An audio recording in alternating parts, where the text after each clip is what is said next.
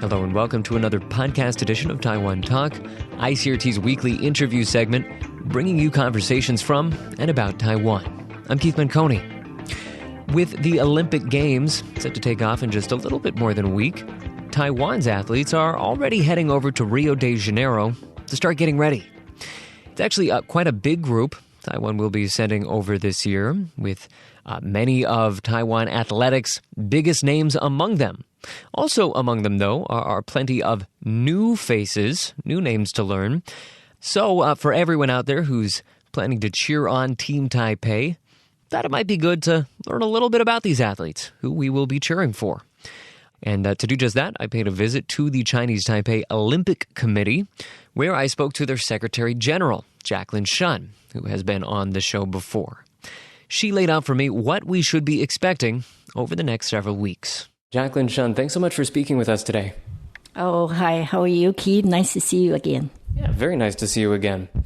So when the Olympics kick off over in Rio, Taiwan is going to have 59 athletes competing in 18 different categories. And before I turned on this microphone, you were telling me that since the Olympics started qualifying rounds, which basically means it was since then, it's been a little bit harder to get into the Olympics. You had to go through trials and make sure that all the athletes hit a certain bar. This is the most athletes that Taiwan has ever had over there. So quite a milestone. Yes, it is. Since they started the qualifying system in the Atlanta Olympics of 1996, and this is by far the largest delegation that we have. 59 athletes, and out of which 26 are male, and 33 are female. And what do you think that this reflects anything about the hard work that Taiwan's been putting into training these athletes? What do you think that this says? Let's look at the number of sports. It covers 18 sports, which is by far the largest variety of sports that we have at the Olympics. So this shows an across-the-board improvement in the training and they overcome the results of our sports policies. All right, so for our listeners that maybe aren't 100% familiar with the athletics scene in Taiwan, tell them a little bit about who they need to be following when the game starts off. Who are some of the athletes and some of the sports that you're most excited about? Well, we can take a look at weightlifting, because in weightlifting we have very, very strong women athletes. One lady is called Xu Jing. She won the silver medal at London Olympics in the event of 53 kilos. And the other lady is called Guo Xingchun. She's also a she's won the world championship in weightlifting.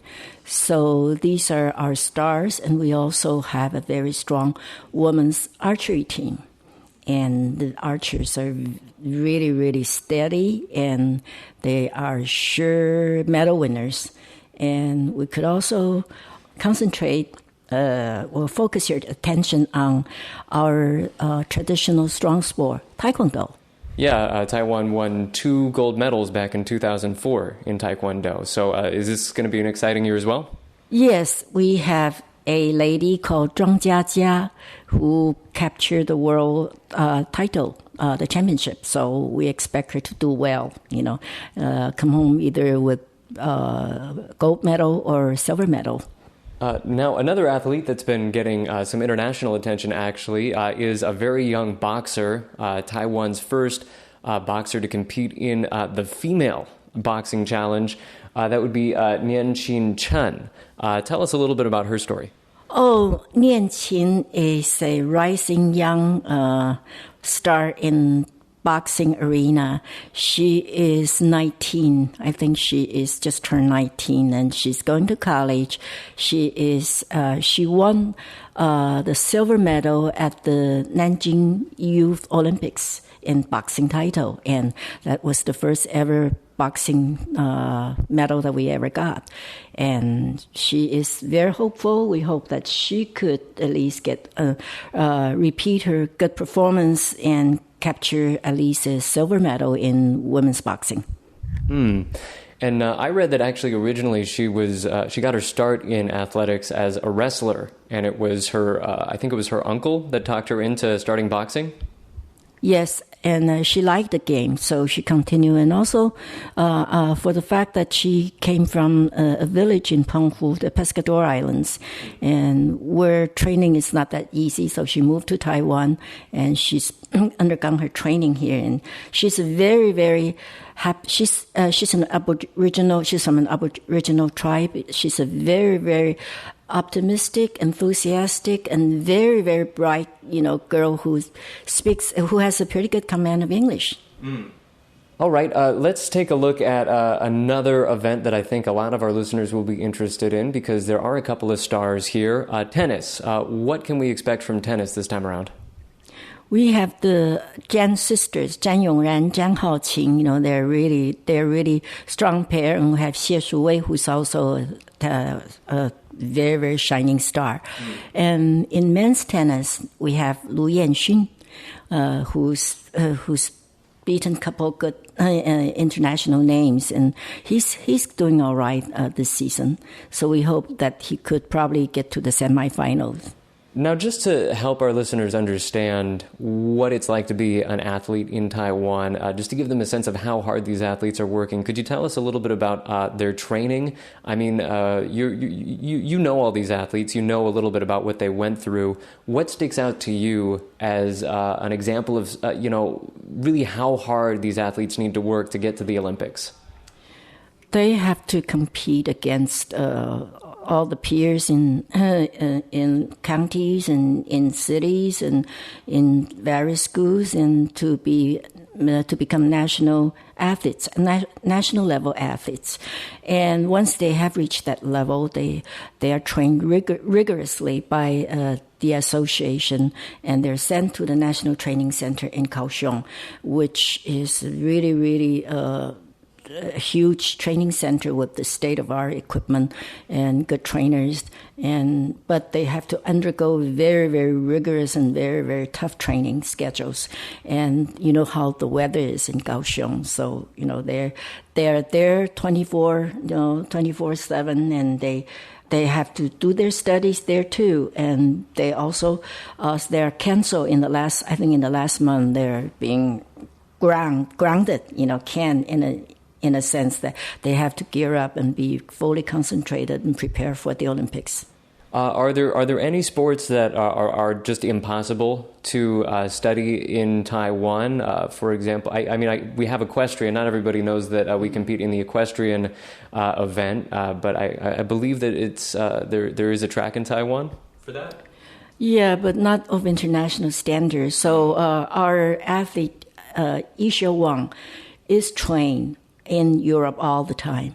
Well, thanks to her parents, they really support her for the past 20-some years. She's 27 now, and she's been doing this for almost 18 years. And because of her love for the horses, she's really delved into the sport. And do you know that she has a really, really blurry eyesight. She can't see very clearly, but, she doesn't wear glasses. And when she does the jumping, she's really counting on the horse. So it's a bond between the animal and the person, the rider, and she's mastered that well. So it's almost like the horse can see for her. Yes. She says the horses are at her eyes. Mm-hmm. So are there any other sports where the athletes need to travel abroad for their preparation? Tennis, and golf players. They're doing the professional leagues. And also for athletics, our boys and girls are sent abroad to be trained in America mostly. And is that just because there's more open space, or is it more about the coaches? It's more about the coaches, really. They have good coaches, and also the language. Well, our athletes have fair understanding of English, so that helps their training in America. Right. So speaking of equestrian, actually, you told me before we turned these mics on that this is the first year that Taiwan is going to be sending over an equestrian competitor. And there's actually a lot of firsts in terms of events that Taiwan is going to be represented in this year. So tell us about a couple more of those. There's women's rowing, and there's also women's wrestling, which we've never had the entries in the Olympics before. And now we have 2 girls in there. Another very cool one would be gymnastics. You were telling me that Taiwan has not sent over a gymnastics team in a number of years. Not to mention team, not even a single individual, but this year we have a boy, Li Zhikai. Zhikai Li, he's doing very, very well. A documentary film was even made for him, 翻滚吧男孩, and row boy, and it was a success. It was a very, very well-known documentary, and he's a well-known boy, and I wish that people would also applaud for him and cheer for him. It's not easy to get into gymnastics events. All right, let's talk a little bit now about where this is all going to take place. Rio de Janeiro, of course, there have been a few concerns about some aspects of the city's preparation for the Games. But let's just start with what life is going to be like for the athletes while they're there. So they're going to be living in the athletes' village. Tell us a little bit about what that's going to be like for them.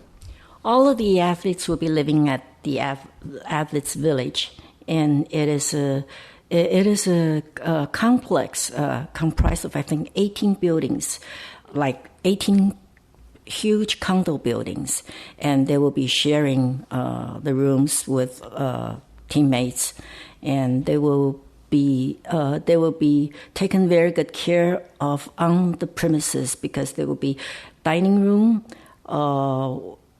gym, a swimming pool, laundry, and polyclinic. Everything is taken care of on the village premises.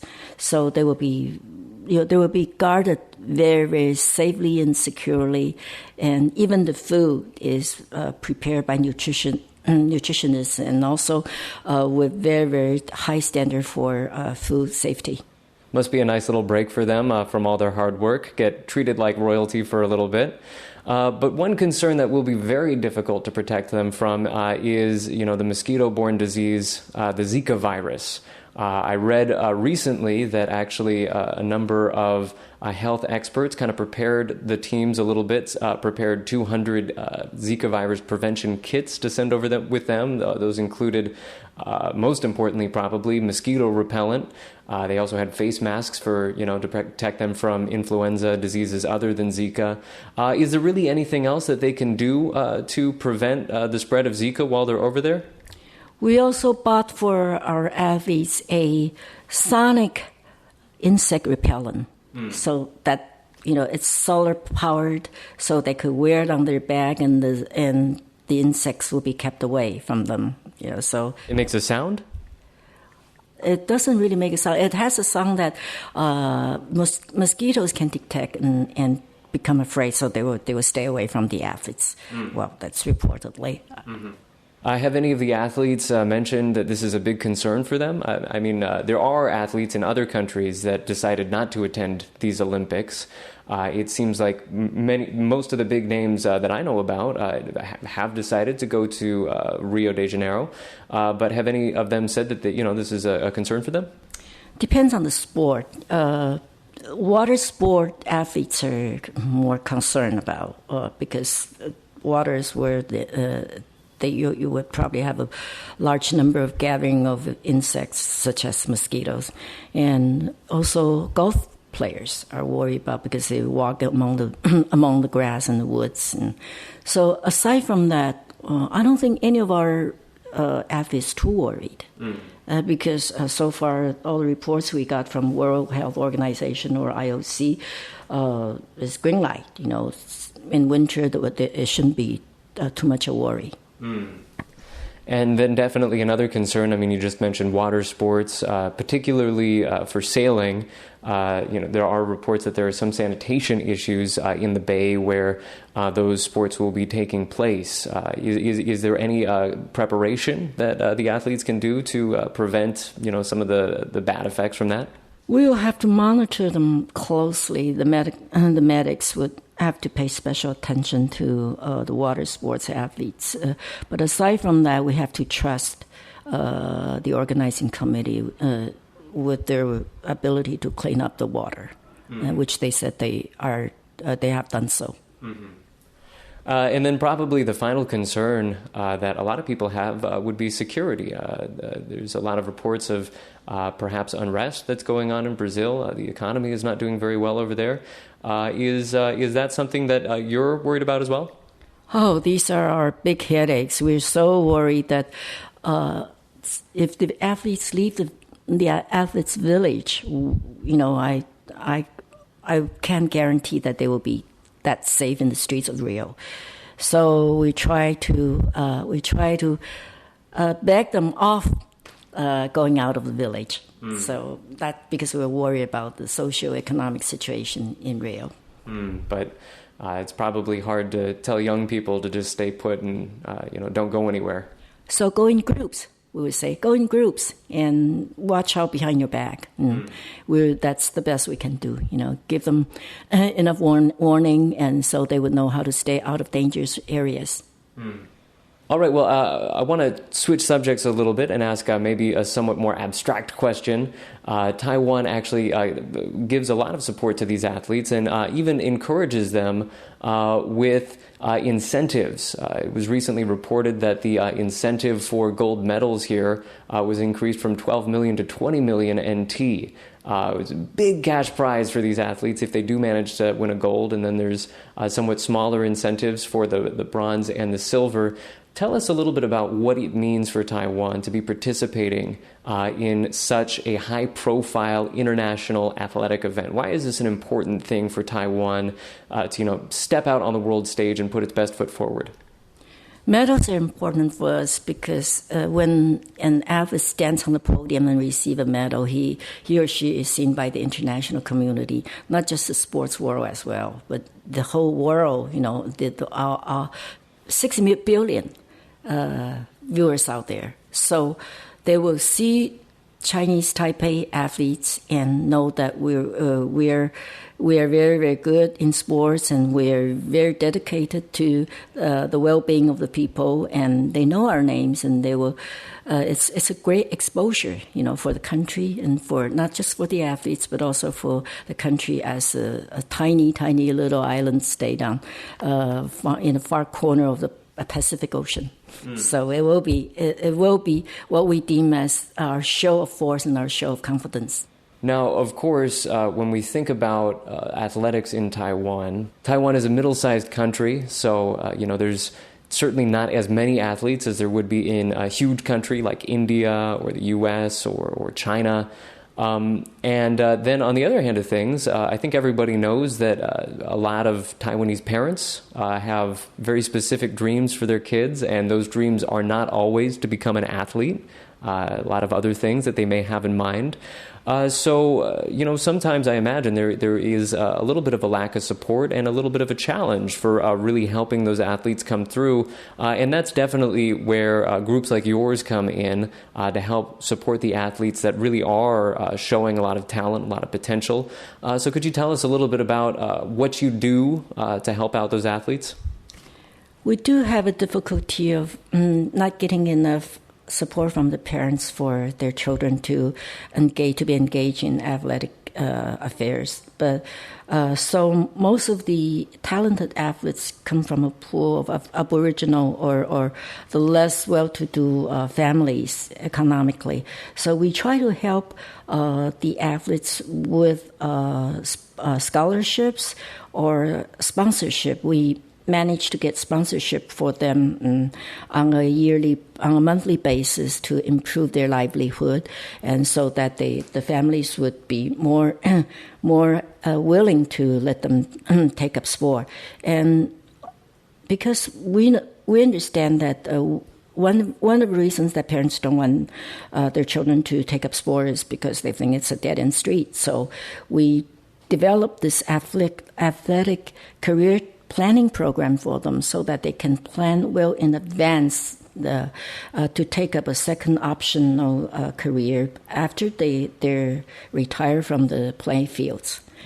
So that's called the Athlete Career Training Planning Program, which has helped some athletes to really plan ahead and be prepared to enter into the job market after retirement. Yeah, it's kind of interesting that you mentioned that. One of my first jobs just out of college was actually tutoring athletes at my university, and it was basically the same idea, making sure that they, once their athletic career was over, that they had an opportunity to move on and be successful in some other pursuit. So, I mean, it is really possible, and athletics can be a part of a very successful life path. Do you think that more parents are realizing that and attitudes are changing towards athletics, or is that still a very challenging discussion with parents? It's challenging, but it's getting better. It's improving slowly because they see the support that's been pouring in from the business world. The companies, the enterprises, they're willing to pitch in, and the government has amended the law so the businesses will get tax waivers for their sponsorships to athletes. Just for you personally, as somebody who is a sports fan, what events do you think that Taiwan has the best shot? I mean, I'm not going to make you choose favorites, but where are you most hopeful for winning gold? Weightlifting, the ladies, and also I'm eyeing on the archery team, our ladies archery team. Our women are doing very, very good. All right, and then my final question is just, this is your chance to talk to say something to folks that, really do want to support Team Taiwan, see them succeed. How should they be showing their support? What would you like to tell them about how they should be, thinking about the team out there or showing their support? Watch the broadcast because the broadcasters have been complaining about low ratings. Please support us by support the athletes by watch the television broadcasts and also by going to Facebooks of Chinese Taipei Olympic Committee and also to the individual Facebooks of athletes to cheer them up. Just give them a big hand via air, and we all appreciate that. How can they find the Facebooks for those athletes? They can go link through our website, and we have Facebook link at our website. All right. Well, we have been speaking today to the Secretary General of Chinese Taipei Olympic Committee, Jacqueline Shen. Jacqueline, thank you so much for speaking with us. Oh, you're welcome. The pleasure was mine.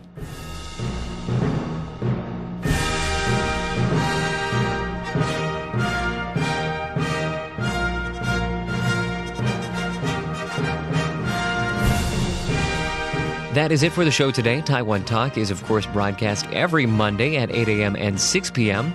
right here on ICRT FM 100. You can find extended podcasted versions of these interviews, such as the one you were just listening to, online at the ICRT website, on iTunes, and pretty much any place where fine podcasts are purveyed. We're going to round things out right there, though, for ICRT and Taiwan Talk. I am Keith Manconi. Thanks for listening.